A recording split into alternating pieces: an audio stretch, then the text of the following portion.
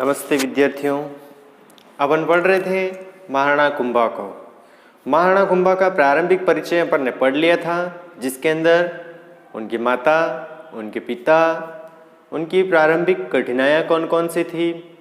इसके बाद में हमने देखा था कि उन्होंने चाचा और मेरा का किस प्रकार से दमन किया था। सारंगपुर के युद्ध में महमूद खिलजी को हराया, जो मालवा की विजय के नाम से प्रसिद्ध हैं, और मालवा विजय के उपलक्ष्य में उन्होंने विजय स्तंभ का निर्माण करवाया था। इसके पश्चात हमने देखा था कीर्ति स्तंभ प्रशस्ति, जिसका निर्माण, जिसकी रचना किसने की थी, उसके बारे में हमने अध्ययन कर लिया था। इसके बाद में अपन ने देखा था कि जो महाराणा कुंभा हैं, उन महाराणा कुंभा ने किस प्रकार से उनकी दादी हंसाबाई के सहयोग से आवल बावल की संधि हुई थी, उसके बारे में पढ़ लिया था। मेवाड़ के 84 दुर्गों में से 32 दुर्गों का निर्माण महाराणा कुंभा के द्वारा करवाया गया था। उन्हीं में से आज हम देखेंगे कि उनके द्वारा जो कुंभलगढ़ दुर्ग बनाया गया है, वह दुर्ग कब बना, कैसा है वह दुर्ग, उसके बारे में अपन अध्ययन करेंगे इस टॉपिक के अंदर, और साथ ही उनके जो प्रमुख दुर्ग हैं उनके बारे में देखेंगे। आइए विद्यार्थियों, हम जुड़ जाते हैं हमारे टॉपिक के साथ में।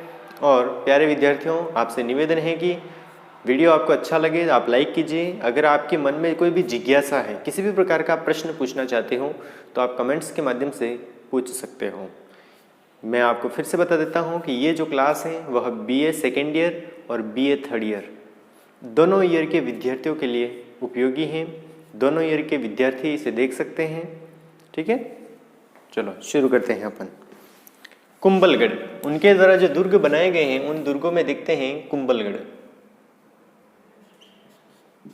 प्रमुख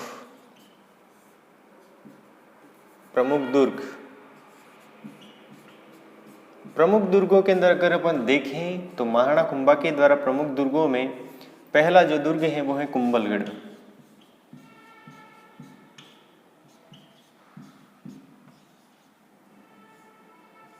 कौन सा दुर्ग? कुंभलगढ़ दुर्ग। कुंभलगढ़ दुर्ग, ये जो कुंभलगढ़ दुर्ग है, कौन सा? कुंभलगढ़ दुर्ग, उनकी एक रानी है जिनका नाम है कुंभल। रानी का क्या नाम है? कुंभल। उसकी याद में इन्होंने बनवाया था। आप सोच रहे होंगे कि ताजमहल बनवाया था किसने? शाहजहां ने अपनी पत्नी की याद में ताजमहल बनवाया था, मुमताज की याद में उन्होंने। तो कोई बड़ी बात नहीं है। हमारे हिंदू शासकों के द्वारा, हिंदुस्तान के शासकों के द्वारा भी अपनी पत्नियों की, अपनी रानियों की याद में बनाए गए हैं दुर्ग। उन्हीं दुर्गों में से एक दुर्ग है कुंभलगढ़ दुर्ग, जो महाराणा कुंभा ने अपनी पत्नी, अपनी रानी कुंभल की याद में बनाया था। लिख लीजिए, रानी कुंभल, रानी कुंभल की याद में बनाया गया दुर्ग, बनाया गया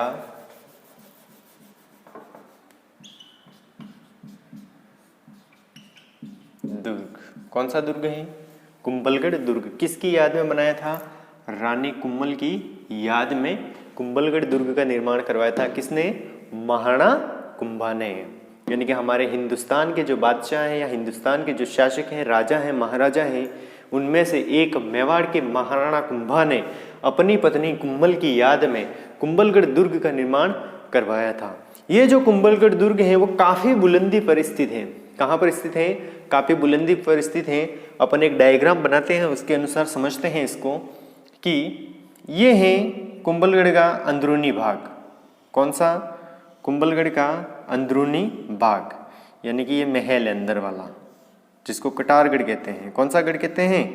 कटारगढ़ कहते हैं। ये कौन सा है? कटारगढ़ है। अब ये जो कटारगढ़ है, इसके चारों ओर एक परकोटा बना हुआ है। क्या बना हुआ है? परकोटा बना हुआ है इस प्रकार से। ठीक है, अब ये जो परकोटा है वो इतना चौड़ा है। ठीक है, ये क्या है? परकोटा है, और ये परकोटा जो है वो क्या है, एक चौड़ा परकोटा बना हुआ है जिसे दीवार कहते हैं। क्या कहते हैं? दीवार। ये क्या है? दीवार है। क्या है? दीवार है, जो कितने 36 किमी, जो 36 किमी लंबी है। कितने किलोमीटर लंबी है? 36 किलोमीटर लंबी है। कौन सी? ये जो कुंभलगढ़ दुर्ग के चारों ओर जो दीवार है, परकोटा बना हुआ है, ये परकोटे की लंबाई कितनी है? 26 किलोमीटर। यानी कि चीन की महान दीवार के बाद में दूसरी बड़ी दीवार, विश्व की दूसरी बड़ी दीवार, या भारत की, यहां लिख लेना, भारत की, सॉरी भारतीय हो गया, भारत की महान दीवार कौन सी है? कुंभलगढ़ दुर्ग के चारों ओर जो परकोटा बना हुआ है, जिस परकोटे से घिरा हुआ है कुंभलगढ़ दुर्ग, ये जो परकोटा है वो 36 किलोमीटर लंबाई है इसकी चारों ओर अगर मिलाएं तो, और ये भारत की महान दीवार कहलाती है। विश्व की दूसरी महान दीवार किसे कहा जाता है? कुंभलगढ़ दुर्ग के चारों ओर जो परकोटा बना हुआ है उसे। ठीक है, अब ये जो परकोटा बना हुआ है कौन सा? ये वाला, ये जो परकोटा बना हुआ है ये, अब ये जो परकोटा है वो कितना, एक साथ में 4 घोड़े निकल जाते हैं। कितने? एक साथ में 4 घोड़े निकल जाते हैं, यानी कि लगभग 14 से 15 फीट चौड़ा है। कितना? 14 से 15 फीट इसकी चौड़ाई है। कौन सी दीवार की? ये जो महान दीवार है, चारों ओर परकोटा बना हुआ, कितने फीट चौड़ा है? 14 से 15 फीट चौड़ा हुआ है। एक साथ में 4 घुड़सवार निकल जाते हैं, पूरा का पूरा रथ निकल जाता है उसके ऊपर से। इतनी चौड़ी दीवार बना दी। एक तो बुलंदी, यानी कि पहाड़ी पर स्थित है यह दुर्ग। इतना ऊंचाई पर होने के बावजूद में भी इसके चारों ओर इतना लंबा चौड़ा परकोटा बनाना कोई छोटी मोटी बात नहीं है, ये बहुत बड़ी बात कहलाती है। और उस समय भी सोचो, जब मशीनों का आविष्कार नहीं हुआ था, उस समय कोई मशीनें नहीं थी, फिर भी उस समय के जो लोग कितने मेहनती होंगे, कितने मजबूत होंगे, जिन्होंने इस दीवार का निर्माण किया होगा। इस दीवार के अंदर पत्थरों का उपयोग किया गया है। ठीक है, तो ये दीवार एक साथ में कितने घोड़े निकल जाते थे? 4 घोड़े निकल जाते थे। यह लगभग 14 से 15 फीट चौड़ी थी, 36 किलोमीटर इसकी लंबाई है, और भारत की महान दीवार कहते हैं इसे। ठीक है, इसके बाद में अपन देखते हैं इस दुर्ग के भीतर ये जो वाला हिस्सा है, कौन सा? ये जो है वो क्या है? कटारगढ़। ये इस महल को क्या कहते हैं? कटारगढ़ कहते हैं। क्या कहते हैं? कटारगढ़। कौन सा गढ़ है?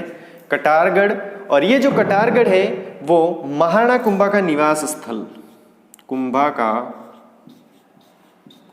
का निवास स्थल, कुंभा का निवास स्थल। कौन सा? कटारगढ़। कहाँ पर स्थित है? कुंभलगढ़ दुर्ग में। इस कुंभलगढ़ दुर्ग के अंदर एक कटारगढ़ है, कटारगढ़ है वो कुंभा का निवास स्थल माना जाता है। इसी कटारगढ़ को, इस कटारगढ़ को या इस दुर्ग को क्या कहा जाता है? इस कटारगढ़ को क्या कहा जाता है? मेवाड़ की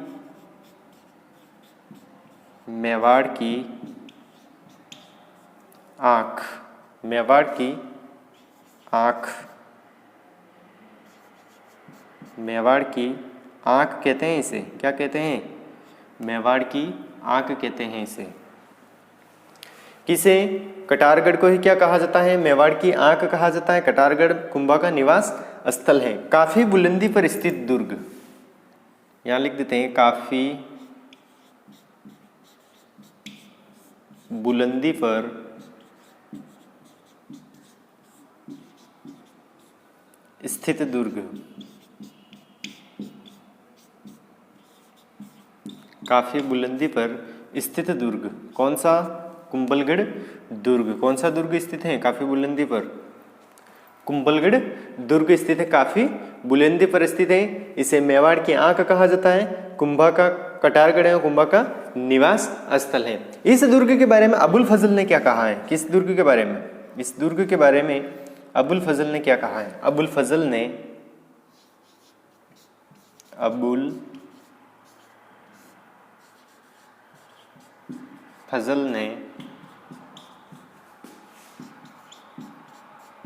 कहा है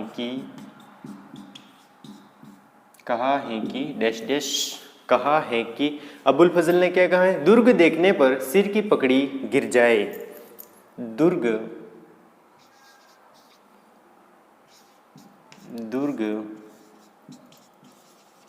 देखने पर सिर की पगड़ी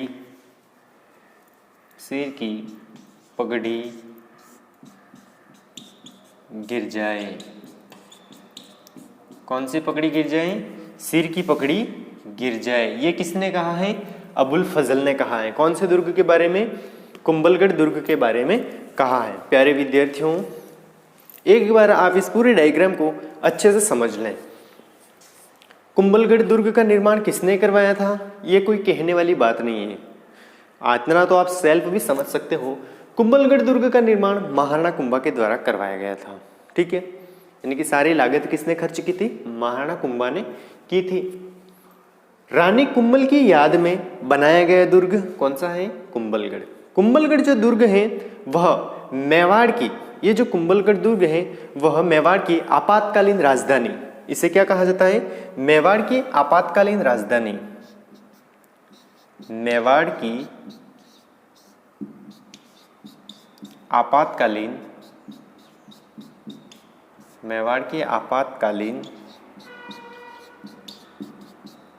राजधानी। मेवाड़ की आपातकालीन राजधानी कौन सा दुर्ग है? कुंभलगढ़ दुर्ग। कौन सा दुर्ग है? कुंभलगढ़ दुर्ग। ये जो कुंभलगढ़ दुर्ग है इसके चारों ओर एक परकोटा बना हुआ है जो 14 से 15 फीट चौड़ा है, जिसकी लंबाई कितनी है? तो 36 किलोमीटर इसकी लंबाई है, जिसे भारत की महान दीवार कहा जाता है। चीन की दीवार के बाद में दूसरी बड़ी लंबी दीवार है ये। इसके अंदर इस दुर्ग के अंदर कटारगढ़ दुर्ग है। इस दुर्ग के भीतर ही एक कटारगढ़ दुर्ग है जो कुंभा का निवास स्थल है। इसे मेवाड़ की आंख कहा जाता है। इसे मेवाड़ की आपातकालीन राजधानी भी कहा जाता है। यह जो दुर्ग है वो काफी बुलंदी पर स्थित है और अबुल फजल ने इस दुर्ग के बारे में कहा है कि अबुल फजल ने क्या कहा है? दुर्ग देखने पर सिर की पगड़ी गिर जाए। प्यारे विद्यार्थियों, वैसे तो कुंभलगढ़ दुर्ग के बारे में बहुत कुछ है वर्णन करने के लिए। तो इस दुर्ग के भीतर ही एक बादल महल है, बादल महल के अंदर ही एक रानी कचेरी, एक जूनी कचेरी दोनों हैं। तो जो रानी कचेरी है, जूनी कचेरी है, उस जूनी कचेरी के अंदर महाराणा प्रताप का भी जन्म हुआ था। कौन से दुर्ग में? कुंभलगढ़ दुर्ग में। लेकिन हम जब दुर्ग वाला टॉपिक पढ़ेंगे उस समय मैं इसके बारे में आपको विस्तार से बताऊंगा। प्यारे विद्यार्थियों, अपन चल रहे हैं सिलेबस के अनुसार। जब अपन पढ़ेंगे इस दुर्ग को उस समय मैं आपको इसके बारे में पूर्ण रूप से इसके बारे में जितना भी वर्णन है, जितना भी दिया हुआ है, सब कुछ अच्छे से पढ़ाऊंगा। प्यारे विद्यार्थियों, आपसे अनुरोध है कि आप इसका स्क्रीनशॉट ले सकते हो या हूबहू इस प्रकार से आप अपने नोट्स भी बना सकते हो। तो आप इसे नोट कर लीजिए एक बार।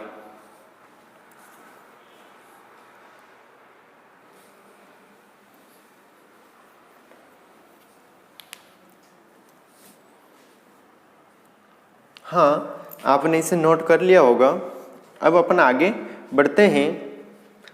महाराणा कुंभा के द्वारा अन्य दुर्गों का भी निर्माण करवाया गया था। महाराणा कुंभा ने अन्य दुर्गों का भी निर्माण किया था। तो मेवाड़ के 84 दुर्गों में से 32 दुर्गों का निर्माण तो किसने करवाया है? सिर्फ महाराणा कुंभा ने करवाया है। लेकिन जो बड़े बड़े दुर्ग हैं उनके द्वारा, उन्हीं दुर्गों को अपन देख रहे हैं, जिसमें कुंभलगढ़ एक प्रमुख दुर्ग माना जाता है। कुंभलगढ़ दुर्ग को उन्होंने अपनी राजधानी भी बनाया था और ये मेवाड़ की संकटकालीन राजधानी भी कहते हैं, आपातकालीन राजधानी भी कहते हैं। इस दुर्ग को मेवाड़ की आंख भी कहा जाता है, भारत की महान दीवार भी कहा जाता है इसे। तो इस दुर्ग के बारे में बहुत कुछ है जानने के लिए। कभी जाओ आप तो घूमने के लिए जाना है इस दुर्ग, बहुत ही अच्छा दुर्ग है।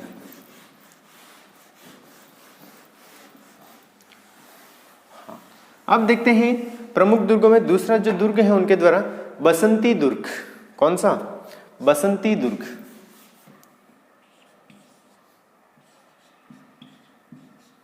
बसंती दुर्ग, ये जो दुर्ग है वो कहां पर स्थित है? सिरोही में स्थित है। कहाँ पर? सिरोही में। कुंभलगढ़ दुर्ग कहाँ पर स्थित है पता है आपको? राजसमंद जिले में स्थित है। बसंती दुर्ग सिरोही में स्थित है। इसके बाद में तीसरा इनका जो दुर्ग है वो अचलगढ़। अचलगढ़ जो है वो आबू सिरोही में स्थित है। तीसरा जो दुर्ग है इनका वो है अचलगढ़। अचलगढ़, ये जो अचलगढ़ है वो आबू सिरोही में स्थित है। कहाँ पर? आबू सिरोही में स्थित है।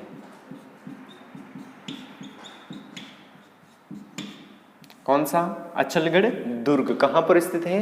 आबू सिरोही में स्थित है। किसके द्वारा निर्माण करवाया गया? महाराणा कुंभा के द्वारा निर्माण करवाया गया। महाराणा कुंभा के द्वारा निर्मित किए गए 32 दुर्गों में से ये जो तीन दुर्ग हैं वो प्रमुख दुर्ग माने जाते हैं, जिसमें पहला है कुंभलगढ़, दूसरा है बसंती दुर्ग सिरोही में स्थित है, तीसरा है अचलगढ़ आबू सिरोही में स्थित है। इसके बाद आगे बढ़ते हैं। महाराणा कुंभा के द्वारा कुशाला माता का मंदिर बदनौर भीलवाड़ा में बनवाया गया था। कुशाला माता का मंदिर, कुशाला दुर्गों के बाद में इनके द्वारा मंदिरों का निर्माण करवाया गया। कुशाला माता का मंदिर, कुशाला माता का मंदिर कहाँ पर है? बदनौर, बदनौर भीलवाड़ा में स्थित है। बदनौर भीलवाड़ा, बदनौर भीलवाड़ा में कहाँ पर स्थित है? बदनौर भीलवाड़ा में स्थित है। कौन सा? कुशाला माता का मंदिर इन्होंने कहाँ पर बनवाया है? बदनौर भीलवाड़ा में। इसके बाद में उन्होंने कुंभ श्याम मंदिर चित्तौड़गढ़ में बनवाया है। कौन सा मंदिर बनवाया है? कुंभ श्याम, कुंभ श्याम, कुंभ श्याम मंदिर। ये मंदिर बनवाया है इन्होंने चित्तौड़गढ़ में।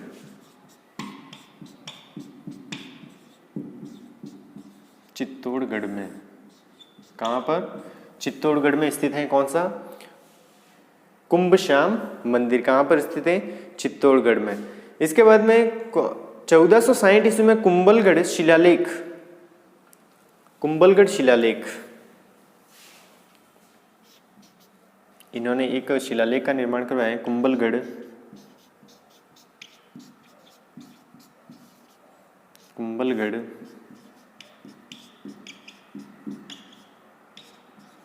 शिलालेख। ये जो कुंभलगढ़ शिलालेख है वह 1460 ईस्वी में, 1460 ईस्वी में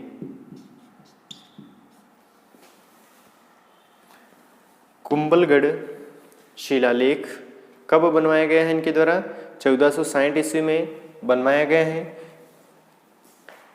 कुंभलगढ़ शिलालेख 1460 ईस्वी में यहां से कुंभा की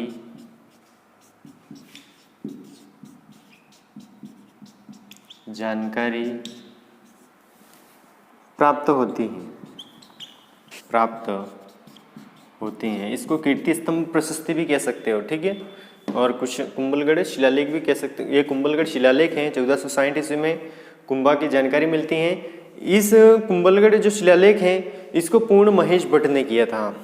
कुंभलगढ़ शिलालेख को पूर्ण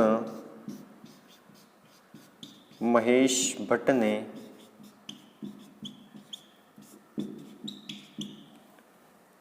किया था। महर्षि अत्रि ने इसे लिखा था और पूर्ण इन्होंने किया था महेश भट्ट ने।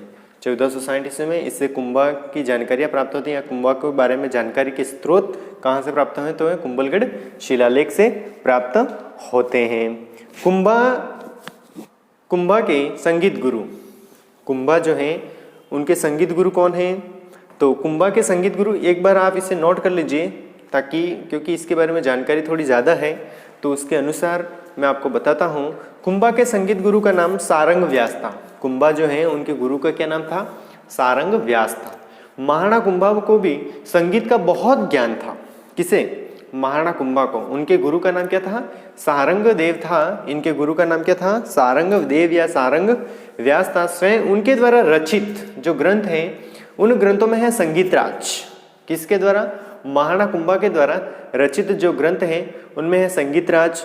इसके बाद में संगीत मीमांसा, सुंद प्रबंध और रसिक प्रिया। ये इनके द्वारा ग्रंथ लिखे गए हैं संगीत पर आधारित। रसिक प्रिया, शुद्ध प्रबंध, इसके बाद संगीत राज, संगीत मीमांसा, ये जो ग्रंथ हैं वो किसके द्वारा लिखे गए हैं? महाराणा कुंभा के द्वारा लिखे गए हैं। इनकी एक पुत्री है। किसकी? महाराणा कुंभा की एक पुत्री है। उस पुत्री का नाम रमाबाई। इनकी पुत्री का नाम क्या था? रमाबाई नाम था, जिसे वागीश्वरी भी कहते हैं। ये महान संगीतज्ञ थी। कौन? रमाबाई। इनकी जो पुत्री हैं वो बहुत ही महान संगीतज्ञ थी, रमाबाई। ठीक है, इसके बारे में मैं आपको लिखवा देता हूँ बोर्ड पर, पहले आप इसे नोट कर लीजिए। इसका स्क्रीनशॉट ले सकते हो आप, ताकि मैं आपको उसके बारे में अवगत करवाऊं पूर्ण रूप से।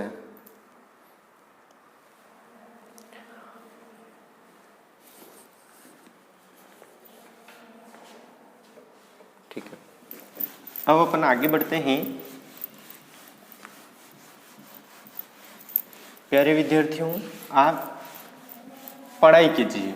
भले अभी आपकी स्कूल कॉलेज बंद है, लेकिन आप घर पर अध्ययन कीजिए। जो भी आपको ऑनलाइन क्लासें उपलब्ध हो रही हैं आप उसे पढ़िए।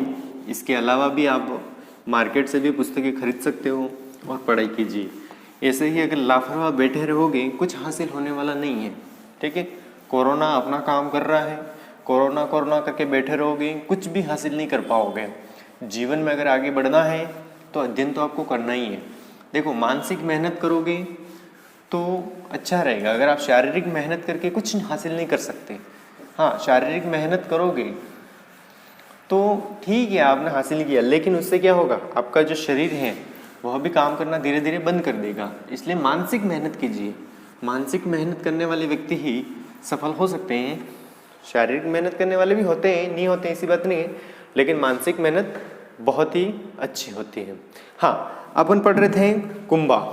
कुंभा के संगीत गुरु, कुंभा के संगीत गुरु, कुंभा के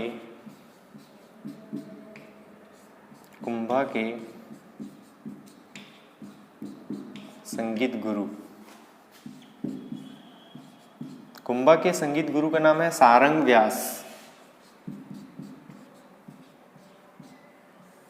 सारंग व्यास किनके गुरु नाम है? कुंभा के गुरु का नाम क्या है? सारंग व्यास। कुंभा के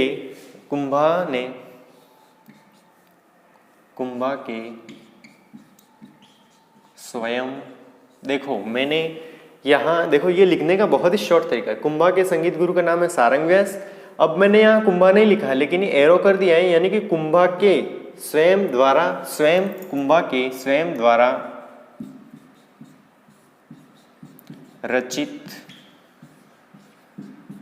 ग्रंथ, यानी कि कुंभा ने स्वयं ने भी कुछ ग्रंथों की रचना की है। उन ग्रंथों में से पहला है संगीत राज, संगीत मीमांसा।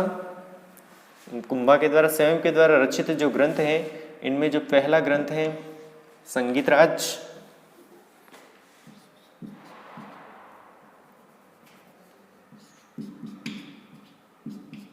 संगीत राज।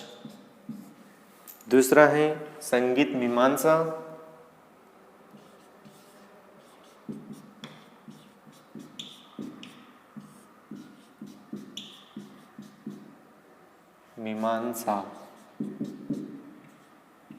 संगीत राज, संगीत मीमांसा।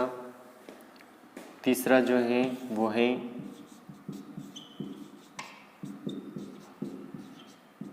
शुद्ध प्रबंध, और जो चौथा है वो है रसिक प्रिया। रसिक प्रिया। कुंभा जो है कौन? महाराणा कुंभा। इन कुंभा की एक पुत्री है। किसकी? कुंभा की।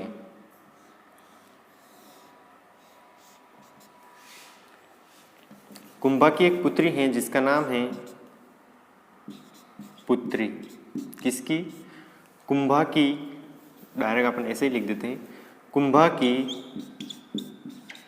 पुत्री। कुंभा की जो पुत्री हैं उसका नाम है रमाबाई। क्या नाम है? रमाबाई। क्या नाम है? कुंभा की पुत्री का क्या नाम था? कुंभा की पुत्री का नाम है रमाबाई, जिसे वागीश्वरी भी कहते हैं। जिसे क्या कहते हैं? वागीश्वरी। वागीश्वरी किसकी पुत्री को? कुंभा की पुत्री जो है उसका नाम रमाबाई, जिसे वागीश्वरी भी कहते हैं। कुंभा की पुत्री रमाबाई वागीश्वरी महान संगीतज्ञ थी। महान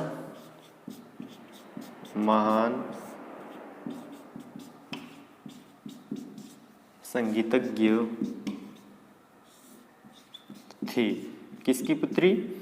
महाराणा कुंभा की पुत्री वागीश्वरी रमाबाई महान संगीतज्ञ थी। इसके बाद में अपन देखते हैं कुंभा ने एकलिंग महात्म्य ग्रंथ की रचना प्रारंभ की। कुंभा ने, देखो ये जो पुत्री है वो क्या करती हैं, यहाँ हमने उसकी पुत्री का नाम लिखा है कि कुंभा की पुत्री थी रमाबाई, जिसे वागीश्वरी भी कहते हैं, एक महान संगीतज्ञ थी। ठीक है, अब इसने क्या रोल निभाया है वो आगे देखते हैं। आप सोच रहे होंगे कि भाई क्या किया होगा, तो महाराणा कुंभा ने एक एकलिंग प्रबंध करके एक ग्रंथ है जिसकी रचना की थी। किसने? महाराणा कुंभा ने। एकलिंग महात्म्य करके एक ग्रंथ है जिसकी रचना महाराणा कुंभा ने प्रारंभ की थी। लेकिन जो महाराणा कुंभा है वह बीच में ही इस ग्रंथ को छोड़ देते हैं और उनकी मृत्यु हो जाती है। उनकी मृत्यु के बाद में इनकी जो पुत्री हैं उन्होंने एकलिंग महात्म्य जो ग्रंथ है उस ग्रंथ को पूर्ण किया था। किसने? इस रमाबाई ने। किसने किया था पूर्ण? रमाबाई ने पूर्ण किया था।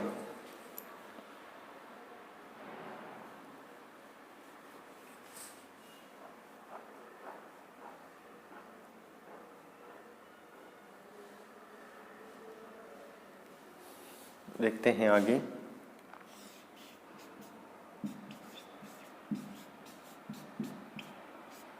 कुंभा ने एकलिंग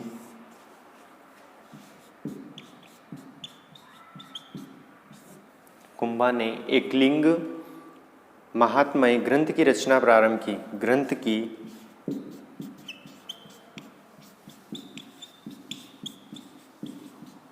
रचना प्रारंभ की। ठीक है, इस एकलिंग महात्म्य की रचना पूरी किसने की? देखो, एकलिंग महात्म्य ग्रंथ की रचना प्रारंभ की। रचना पूरी की। इसके बाद में अपन देखते हैं एकलिंग महात्म्य की तुलना पुराणों से की गई है। एकलिंग, देखो एकलिंग जो महात्म्य ग्रंथ है, एकलिंग महात्म्य ग्रंथ की तुलना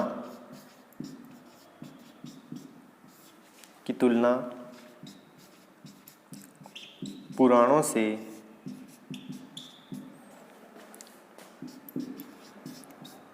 की जाती है। पुराणों से की जाती है। कौन से ग्रंथ की तुलना पुराणों से की जाती है? एकलिंग महात्म्य ग्रंथ की रचना जो तुलना है वो किससे की जाती है? पुराणों से की जाती है। कुंभा के वैतनिक कवि कान्हा व्यास, कुंभा के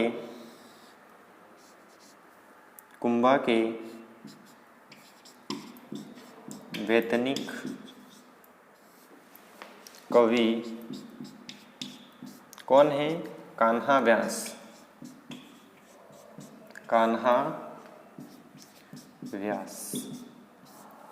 कुंभा के वैतनिक कवि कौन है? कान्हा व्यास हैं। कौन है? कान्हा व्यास हैं। प्यारे विद्यार्थियों, आप इसे एक बार नोट कर लीजिए, चाहो तो आप इसका स्क्रीनशॉट ले सकते हो।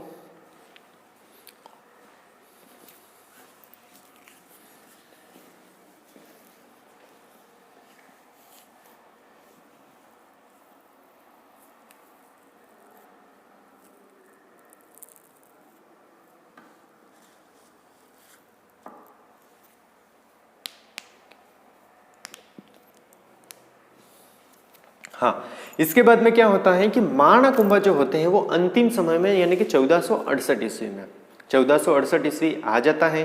1468 ईस्वी में महाराणा कुंभा का एक बेटा था जिसका नाम है उदा। क्या नाम है? उदा।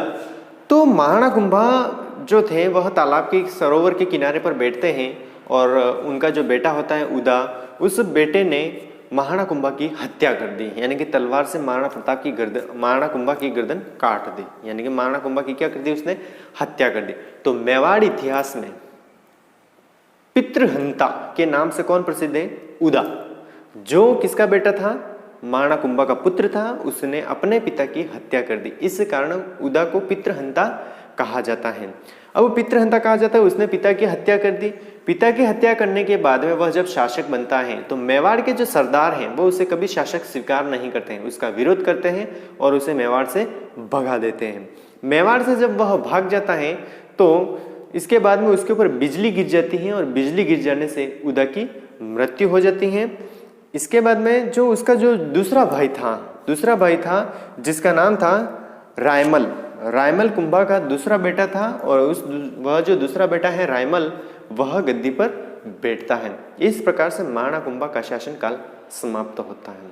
प्यारे विद्यार्थियों, आज के लिए बस इतना ही। अब मुझे इजाज़त दीजिए। आपको वीडियो कैसा लगा कमेंट्स करके बताइए, साथ ही वीडियो को लाइक भी कीजिए।